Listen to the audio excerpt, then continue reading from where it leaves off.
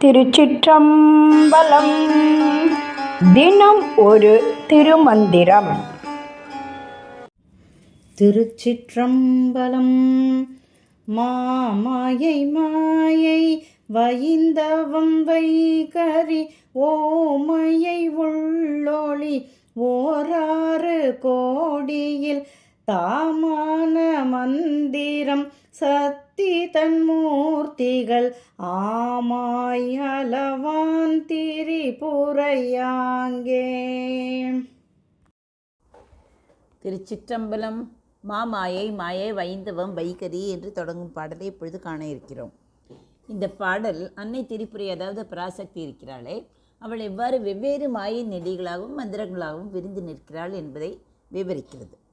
மாயையின் நிலைகள். அன்னை மகாமாயை, அதாவது மாமாயை, அசுத்தமாயை, சுத்தமாயை. சுத்தமாயை என்பது என்ன? வைந்தவம் என அனைத்திற்கும் மூலமாக இருக்கிறாள்.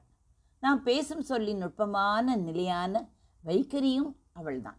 மந்திரங்களின் வடிவம் ஓங்கார வடிவில் இருக்கும் மாயையும் நாரணி என்று அழைக்கப்படும் சக்தியும் அவளே. 6 கோடி, 6 கோடி என்று கூறுகிறாரே, அதுதான் எண்ணிக்கையில்லாத மகாமந்திரங்கள் அனைத்தும் அவளுடைய திருமேனியின் வடிவங்கள் தான் ஆகும். சக்தி தத்துவம். இவையெல்லாம் சக்தியின் வெவ்வேறு மூர்த்தங்கள், அதாவது வெளிப்பாடுகள். இவை அனைத்தும் ஆமாய் மற்றும் அளவாம் இல்லாதவையாக என்று சொல்லப்படும் 2 நிலைகளுக்கும் அப்பால் விளங்கும் திரிபுரை அம்மையின் அருளாட்சிக்குள் அடங்கும். சுருக்கமாக சொன்னால், இந்த பிரபஞ்சத்தில் உள்ள அனைத்து ஒலிகளும் சக்திகளும் மாயையின் அடுக்குகளும் திரிபுரை எனும் மகாசக்தியின் வெவ்வேறு ரூபங்கள் தான், அதாவது வெவ்வேறு உருவங்கள் என்று கூறலாம். இதற்கான தொடர்புடைய ஒரு கதையை பார்க்கலாமா? சிவபெருமான் முப்புறங்களே 3 கோட்டைகள் இருந்ததே, அதை எரித்த போது அவருக்கு ஆற்றலாக திகழ்ந்தவள் இந்த திரிபுரை தான். திரிபுரை என்றால் என்ன? 3 நிலைகளுக்கும் ஜாக்ரத், ஸ்வப்னம், சுஷுப்தி, அதாவது விழிப்பு, கனவு, உறக்கம். அதற்கெல்லாம் தலைவி என்று பொருள். மந்திரங்களின் அரசியாக திகழ்கிறாள். சித்தர் மரபில் மந்திரங்கள் என்பது வெறும் சொற்கள் மட்டுமல்ல, அவை ஒலி அலைகளால் ஆன தெய்வ வடிவங்கள். 6 கோடி மந்திரங்கள் தோன்றியதாக சொல்லப்படுவது மனித மனதின் எண்ணற்ற அலைகளை சீர் அமைக்கவே. திருமூலர் இப்பாடலில் நாம் எதை வணங்கினாலும், எந்த மந்திரத்தை சொன்னாலும் அது இறுதியில் அந்த மகாசக்தியே சென்று அடையும் என்பதை உணர்த்துகிறார். மாமாயை என்றால் அது சுத்த மாயையை குறிக்கும். வெறும் மாயை என்றால் அது அசுத்த மாயையை குறிக்கும். வைந்தவம் என்பது விந்துவின் காரியம், சுத்த தத்துவங்கள். சுத்த மாயைக்கு விந்து என்பது பெயராதலால் அதன் காரியங்கள் வைந்தவன் எனப்படும்.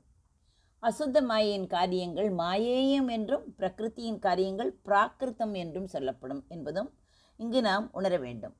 வைகரி என்றால் என்ன? வைகரி முதலிய 4 வகை வாக்குகள். அவை வைகரி, மத்திமை, பைசந்தி, சூக்குமை என்பன. சூக்குமை என்பது பறை எனவும் கூறப்படும். இது காரண நிலையாய் நுண்ணியதாய் நிற்பது. நாதம் எனப்படுவதும் இதுதான். இதன் விருத்தி வகைகளே பைசந்தி முதலிய ஏனைய 3 ஆகும். அசுத்தமாயி நின்று தோன்றிய ஆன்ம தத்துவங்கள் தோன்றுவதற்கு முதலாகிய பிரகிருதி மாயை மூலப்பிரகிருதி எனப்படுவது. இதுவே ஓவுதல், அதாவது நீங்குதல், வெளிப்படுதல், உள்ளொளி, குண்டலினி சக்தி. மந்திரங்களின் கோடி, அதாவது கோடி என்பது இங்கு முடிவு. 7 ஹோம், பட் என்னும் 2 சில இடத்து ஒன்றாக எண்ணப்படும். அந்த முறை பற்றி இங்கு 6 கோடியில் தாமான மந்திரம் என்று கூறுகிறார். 7 கோடிகள் முன் தந்திரத்தில் கூறப்பட்டு இருக்கிறது. சக்தி தன் மூர்த்திகள், சக்தியின் வேறுபாடுகள் தான் பல. அவை ஞானசக்தி, இச்சாசக்தி, கிரியாசக்தி என்பன.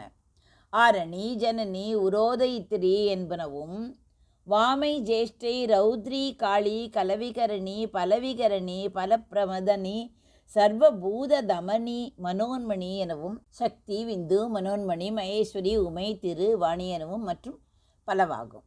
சிவனது சக்தியை பிற பொருள்களில் கலப்பினால் ஒன்றாயும் பொருள் தன்மையால் வேறாயும் நிற்கும் என்பது கூறப்பட்டுள்ளது. மாமாயை மாய வைந்தவம் வைகரி ஓமாயை நாரணி 6 கோடியில் தாமான மந்திரம் சக்தி தன் மூர்த்திகள் ஆமாய் அளவாம் திரிபுரை அங்கே. நன்றி, வணக்கம். உமா பாலசுப்ரமணியன்.